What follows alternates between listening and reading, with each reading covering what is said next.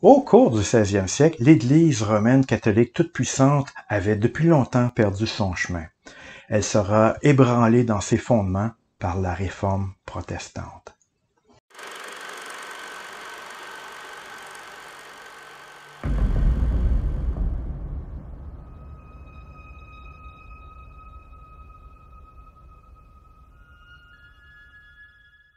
Bonjour chers amateurs d'histoire. Alors on avait vu précédemment à quel point la renaissance artistique ainsi que la révolution humaniste avaient amené le changement de bien des points de vue, avec aussi des changements au niveau artistique et bien d'autres. Alors évidemment, ça va être une période qui va être fertile en remise en question de toutes sortes. Et c'est de cette façon que éventuellement la réforme protestante va avoir lieu. Alors, il faut savoir qu'au 16e siècle, donc au même moment où les grandes découvertes ont commencé à se poursuivre, l'Europe va être emportée par un grand mouvement religieux, les réformes protestantes, qui vont contester les abus de l'Église et qui vont amorcer une période de troubles et de changements qui vont mener à des guerres de religion.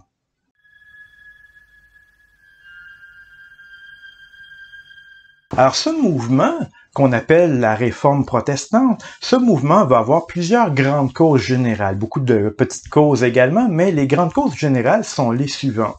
Parmi les grandes causes, la première qu'on peut mentionner, c'est que on vit et on ressent en Europe à cette époque-là un sentiment général d'inquiétude. Il faut savoir que à la fin du 15e siècle, au début du 16e siècle, les choses ne vont pas bien en Europe. Alors, il y a des famines assez nombreuses. Alors, on vit un mini-âge glaciaire. À cette époque-là, le climat s'est refroidi.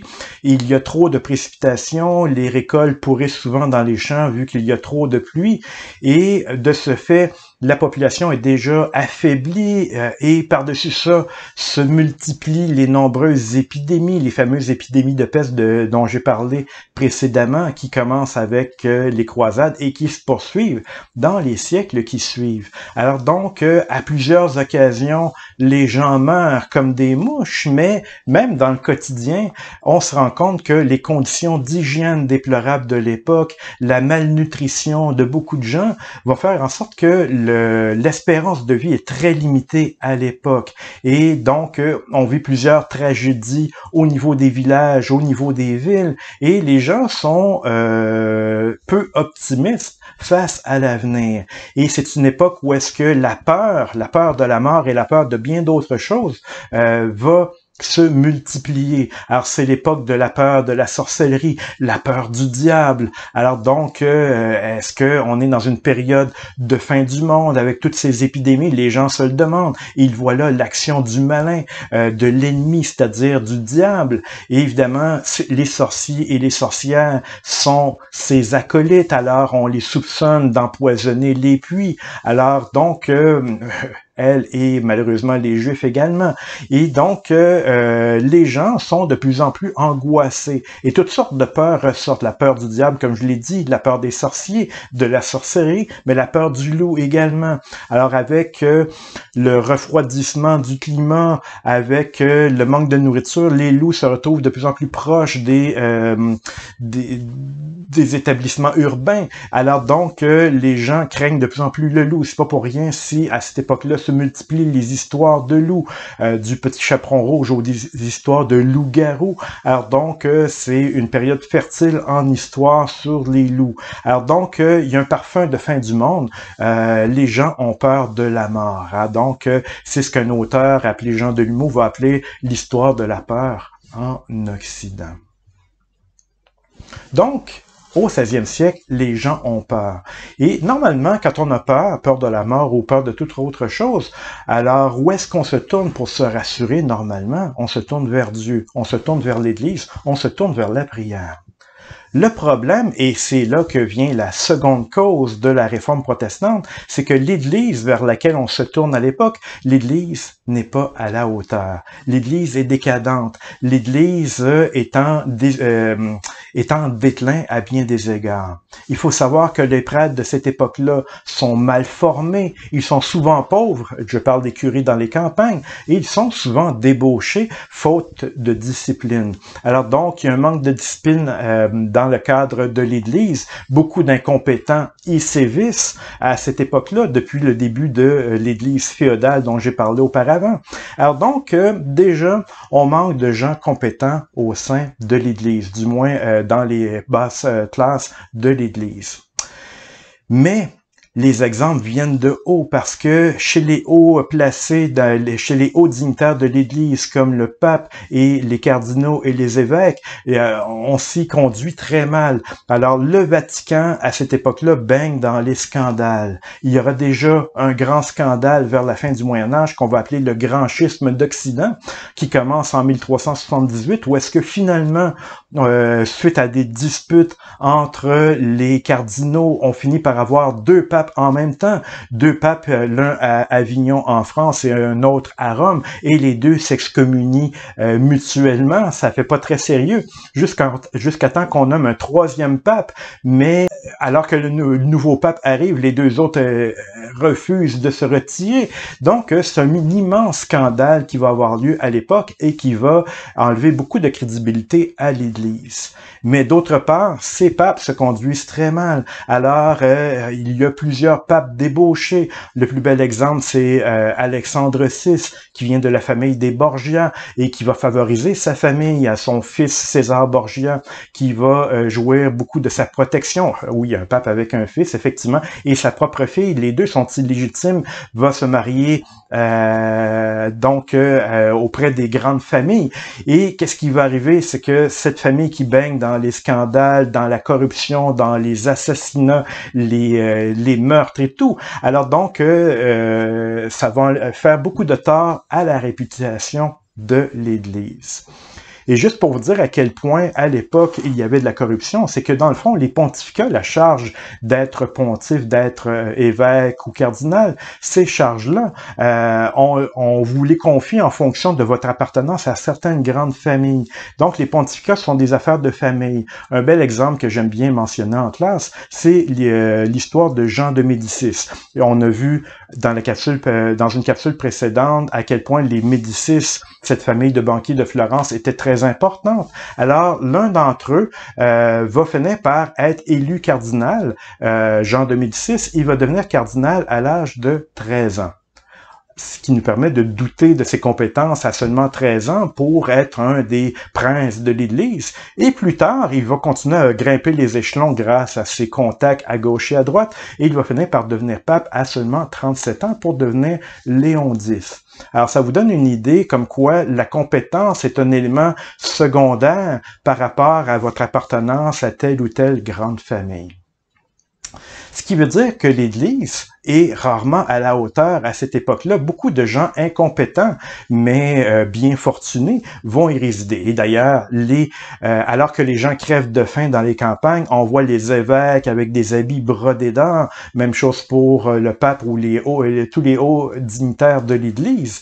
Donc, ces gens-là dépensent de façon scandaleuse pour décorer leurs appartements, leurs châteaux, et par la même occasion, entretenir leurs nombreuses maîtresses. Donc, l'Église, à l'époque, est scandaleusement riche et elle dépense beaucoup d'argent pour les grands travaux artistiques qui sont évidemment magnifiques, mais qui font fausse note dans un contexte où la plus grande partie des gens meurent de faim ou ne mangent pas leur faim. Une autre des grandes causes générales de la réforme protestante est attribuable au progrès de l'humanisme et de l'imprimerie.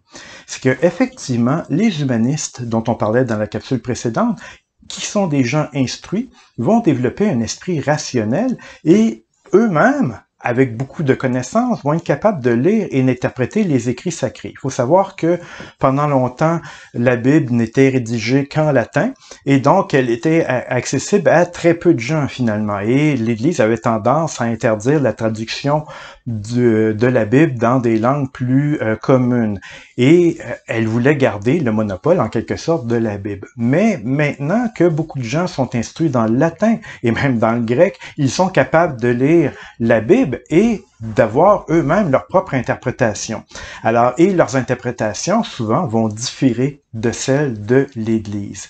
Alors, quand on a un prêtre incompétent en avant de l'Église qui affirme certaines choses, la plupart des gens, évidemment, les acceptent sans sourciller. Mais pour ces humanistes qui sont capables de comprendre les paroles en latin et qui connaissent les textes auxquels le prêtre se réfère, ils ont tendance de plus en plus à critiquer cette vision des choses et à développer leur propre point de vue.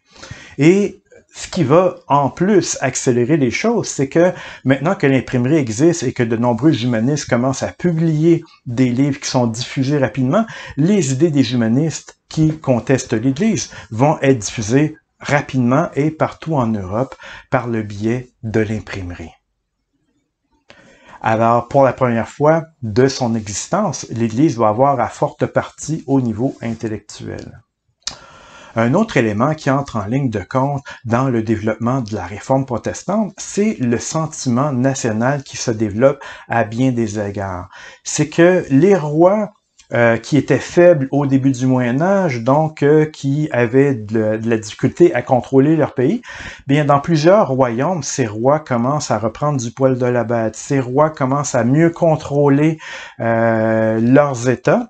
On aura l'occasion de voir tout ça dans les capsules sur la formation des États modernes.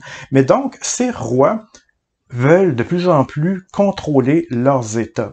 Sauf qu'ils font face de plus en plus à un rival intérieur qui est l'Église. C'est que généralement, dans la plupart des États occidentaux, des États européens, qui est le plus gros propriétaire terrien, souvent, ou l'un des plus gros au sein du royaume, c'est l'Église. L'Église possède de nombreux monastères, de nombreux diocèses, de nombreuses terres qui leur ont été données par des donations privées et tout. Et donc, de façon générale, l'Église contrôle un grand nombre de terres. Et par la même occasion aussi, elle contrôle un grand nombre d'hommes qui travaillent pour elle. Les moines, les prêtres, les évêques, les cardinaux travaillent tous pour le compte de l'Église.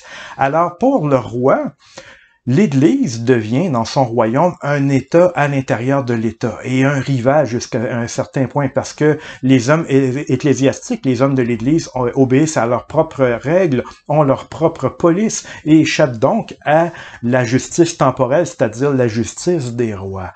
Alors donc, pour le roi, l'Église devient un mal à contourner, donc un adversaire avec un adversaire qui a pour chef suprême un dignitaire étranger qu'on appelle le pape. Alors, il y a souvent une opposition entre les rois et le pape. Alors donc, tout ça, ça va contribuer à faire en sorte que les rois s'opposent à l'Église. Même les plus croyants commencent à se regimber parfois face à l'autoritarisme du pape. Et de ce fait, il faut compter aussi en ligne de compte la façon dont certains papes, certains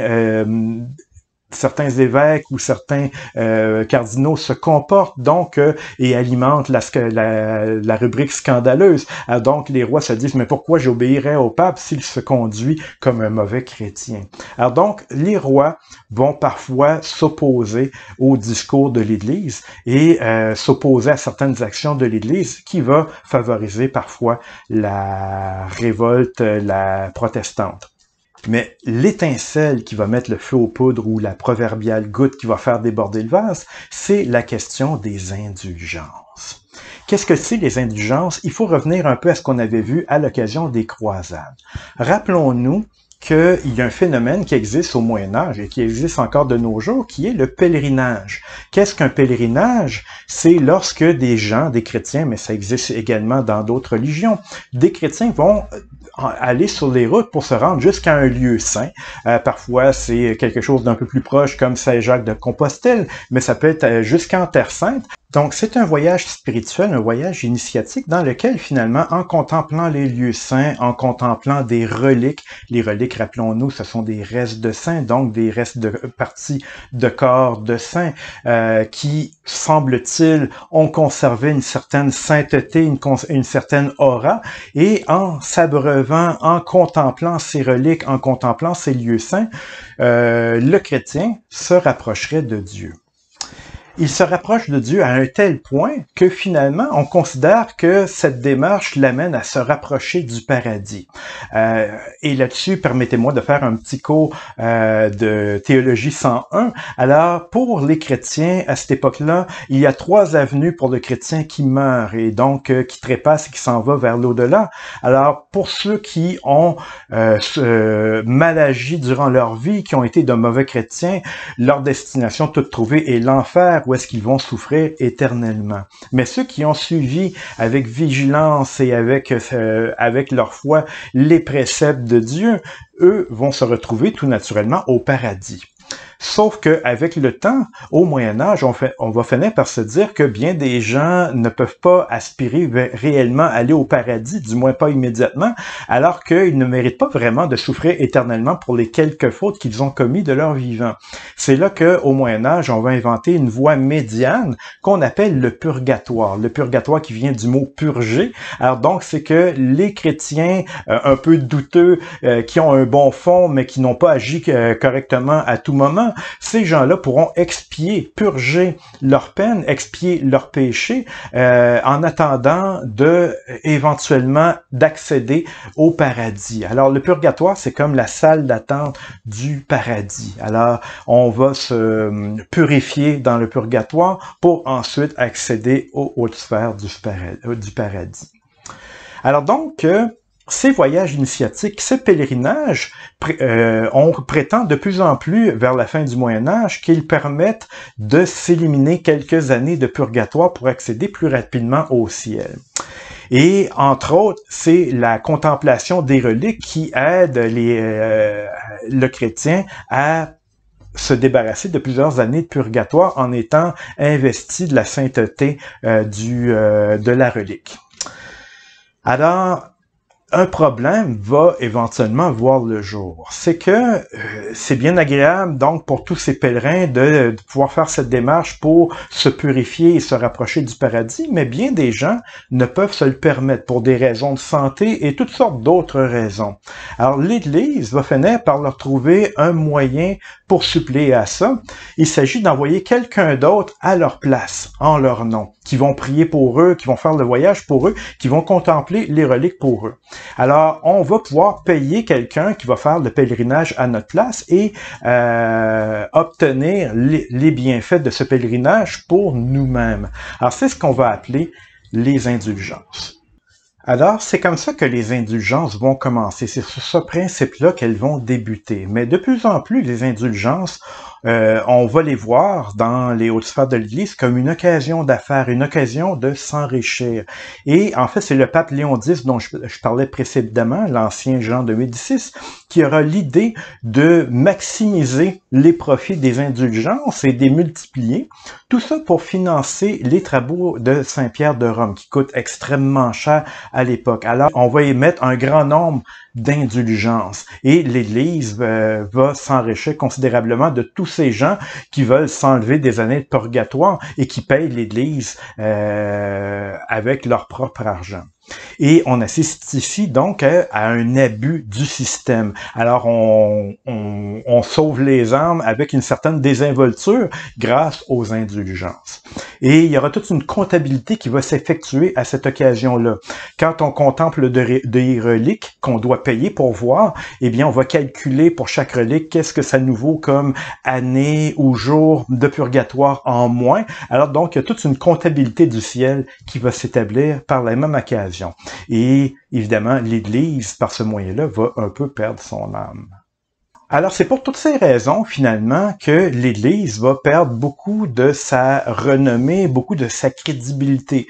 Donc, à une époque où est-ce que les fidèles sont de plus en plus craintifs face aux différentes calamités, famines, épidémies et autres, alors dans un monde où est-ce que le Vatican et l'Église, de façon générale, n'est plus à la hauteur, où est-ce qu'il y a beaucoup d'incompétence et de débauche, alors à une époque où est-ce qu'en plus, il y a davantage de gens qui sont capables de critiquer l'Église d'une façon intellectuelle, les humanistes, avec cette époque où est-ce que aussi les rois se méfient de plus en plus de l'Église, eux qui assurent de plus en plus leur pouvoir sur leurs propres États, ben c'est à ce moment-là que le système des indulgences se multiplie et qui attire l'attention sur les abus de l'Église.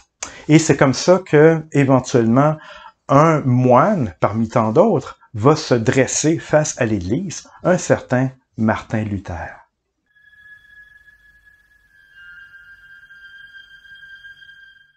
Qui est Martin Luther? Eh bien, à l'origine, c'est un moine d'origine allemande, né à Wittenberg dans le Saint-Empire romain germanique, et donc qui a la vocation très tôt dans sa vie. En fait, c'est le moine idéal, le contraire de ce que j'ai décrit précédemment.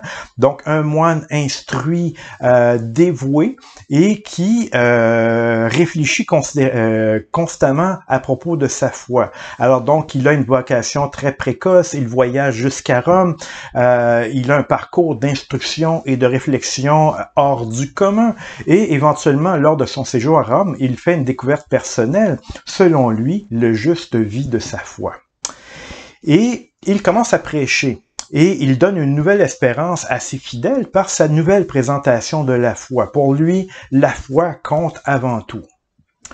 Et évidemment, il faut se mettre dans le contexte. À cette époque, jusqu'alors, la religion souvent se bornait le plus souvent à assister à des cérémonies, à assister à des messes et à admettre aveuglément les ordres de l'Église, les dogmes de l'Église, donc ces choses qu'on ne peut nier aux yeux de l'Église. Et ça consistait également à être fidèle, à donner de l'argent à l'Église.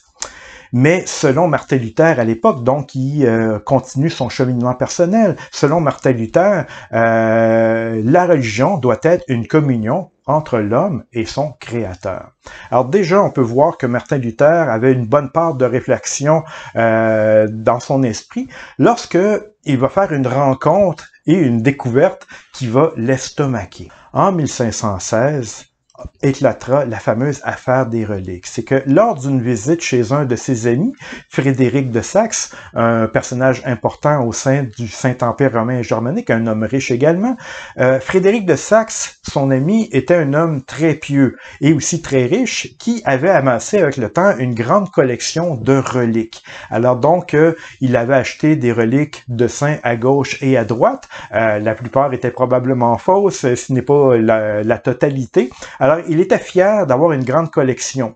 Et, entre autres, il était censé posséder des épines de la couronne du Christ, hein, sa couronne d'épines. Il possédait également une dent de Saint Jérôme, 4 cheveux, et non pas seulement un, mais 4 cheveux de la Vierge Marie. Il possédait supposément un brin de paille de la crèche. Alors, songeons que quelqu'un, à l'époque de la naissance de Jésus, avait eu la présence d'esprit de prendre quelques brins de paille au cas où est-ce que ça va être quelque chose un jour. Hein? Donc, évidemment, je suis sarcastique ici. Il possédait supposément également une pièce d'or des rois mages et il détenait même une branche du buisson ardent de Venise. Donc, une collection incroyablement impressionnante et probablement, comme je l'ai dit, très fausse. Alors donc, tout fier de montrer cette collection à Martin Luther, il va mentionner par la même occasion aussi le calcul que les dignitaires de l'Église ont fait de ce que ça valait en termes d'indulgence. Et c'est là qu'on a su, que Martin Luther a su que le simple fait de contempler cette collection de reliques pouvait sauver à quelqu'un un total d'un 1 902 202 années et 270 jours d'exemption du purgatoire.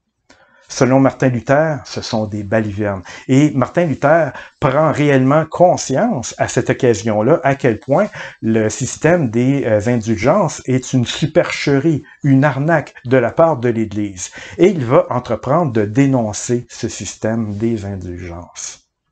Alors, dans l'année qui va suivre, il va développer tout un ensemble d'arguments visant à dénoncer le système des indulgences. Et en 1517, sur la porte de la chapelle du château de Wittenberg, où habite Frédéric de Saxe, il va placarder sur la porte de la chapelle ces fameuses 95 thèses.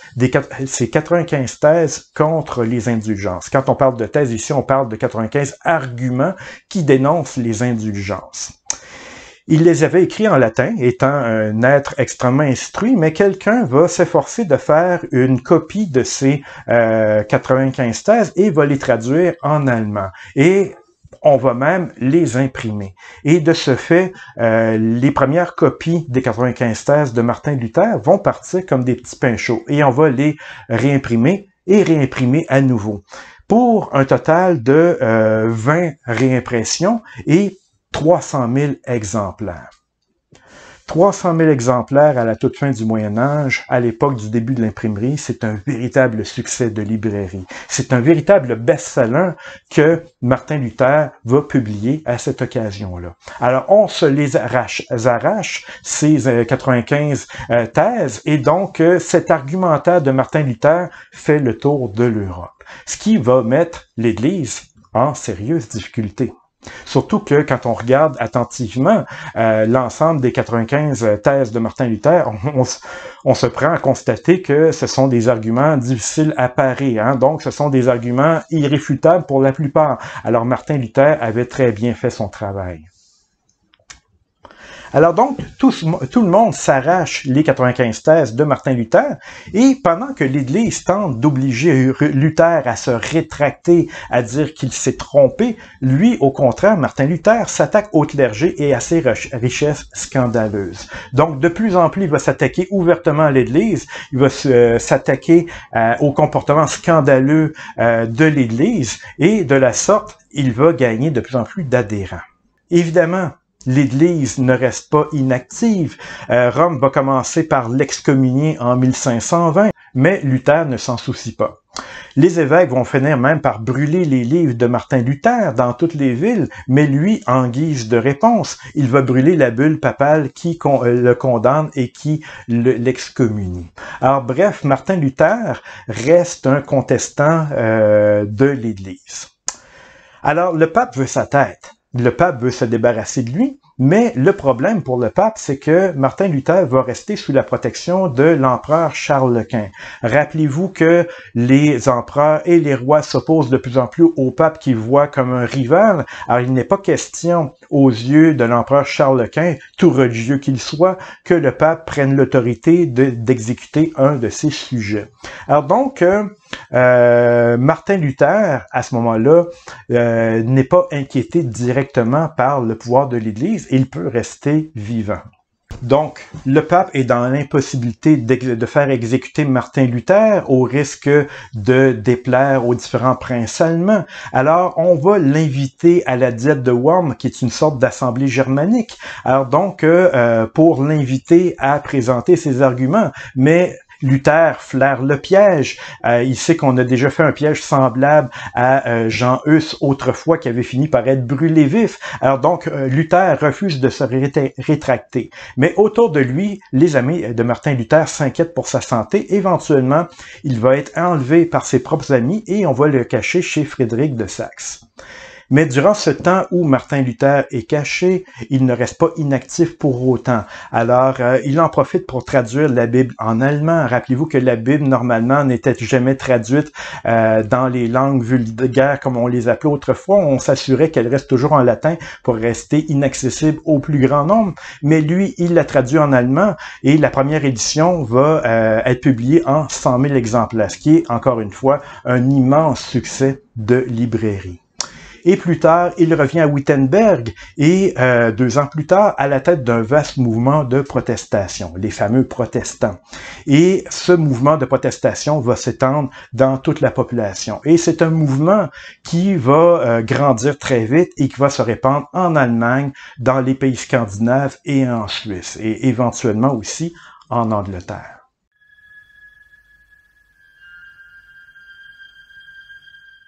Ainsi, les idées de Martin Luther se propagent dans bien des zones de l'Europe.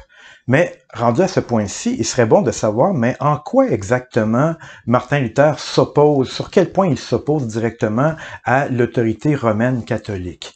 Et il y a plusieurs points majeurs d'opposition du protestantisme et il repose sur les éléments suivants. Premièrement, l'élément central de la vision de Martin Luther, c'est qu'il suffit d'avoir la foi pour être sauvé. Alors, notre salut dans l'au-delà ne dépend pas de bonnes œuvres ou d'indulgences qu'on pourrait payer. Alors, il faut d'abord avoir la foi, une foi évidemment sincère. Et selon Martin Luther, la source de cette foi, c'est la Bible. Alors, il y avait toute une tradition qui avait été établie par l'Église catholique dans les siècles qui ont suivi la vie du Christ. Alors, cette tradition qui déroge à bien des égards des écrits sacrés ou qui invente carrément. Alors, cette tradition, Martin Luther la rejette du revers de la main. Et il revient carrément à la Bible. Donc, ce qui est dans la Bible précisément, il rejette tout ce que l'Église catholique a amené par la suite. Et donc, la Bible est le fondement de la foi selon Martin Luther. Et selon Martin Luther également, tout le monde peut lire la Bible. Alors, c'est la raison pour laquelle il l'a traduit en allemand, pour la rendre accessible au plus grand nombre. Et de ce fait, tout le monde peut lire la Bible, c'est la théorie du libre examen.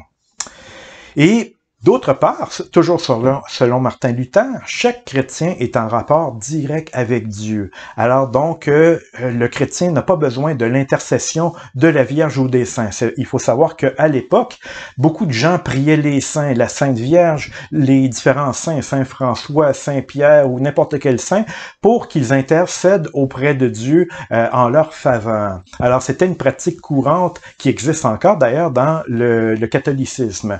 Mais chez Martin Luther, on considère que non, on n'a pas besoin du culte des saints parce que Dieu qui est omniscient, qui connaît tout, Dieu sait déjà ce qu'il y a à l'intérieur du cœur de chaque chrétien. Donc, chaque chrétien peut s'adresser directement à Dieu et Dieu va l'entendre. Dieu va percevoir ses désirs. Alors donc, chaque chrétien est en rapport direct avec Dieu et de la sorte, on va rejeter la tradition du culte des saints et de la Vierge. Ce n'est pas qu'on ne respecte plus les saints, on les voit comme des modèles, on les voit comme des exemples à suivre, tout comme la Sainte Vierge, mais on ne va plus les prier. Ce ne sont pas des dieux, ce ne sont pas des êtres qui peuvent intercéder auprès de Dieu. On prie Dieu directement. Et c'est la même chose pour les prêtres. Alors, les prêtres ne sont plus, aux yeux de Martin Luther, que des chrétiens comme les autres, mais qui sont préposés à la prédication. Alors, ils s'occupent de donner le bon exemple, ils s'occupent de faire la prédication dans les églises, mais ils s'occupent également de l'organisation matérielle des communautés. Mais ce n'est pas le prêtre qui sauve votre âme, c'est votre propre foi, c'est votre propre relation avec Dieu qui fait la différence. Alors, le prêtre n'est là que pour conseiller et pour guider quelque peu. Et de la sorte, on voit une tendance de Martin Luther à la simplification. Et justement, le culte lui-même, le culte chez les protestants, va être simplifié.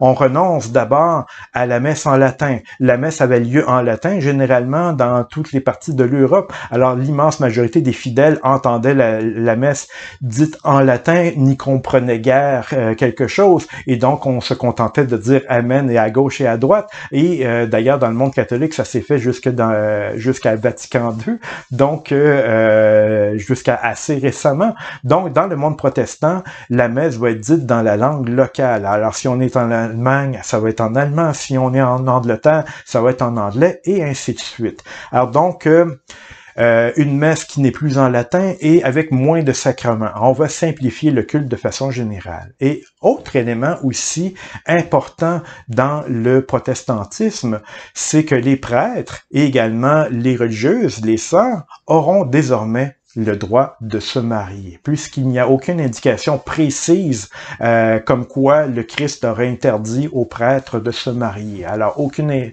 indication n'est présente directement dans la Bible, donc Martin Luther rejette cette tradition de la Bible d'interdire aux prêtres de se marier. Donc, beaucoup de changements auront lieu du côté des protestants et ça amène un certain vent de fraîcheur jusqu'à un certain point dans le monde chrétien, mais de notre côté, l'Église catholique romaine va devoir réagir à ça? Elle devra s'adapter et réagir aussi fortement à tous ces changements-là du côté de bien des chrétiens. Elle n'a pas le choix de le faire parce que le protestantisme gagne du terrain dans bien des pays d'Europe. Et c'est ce qu'on va voir dans la prochaine capsule.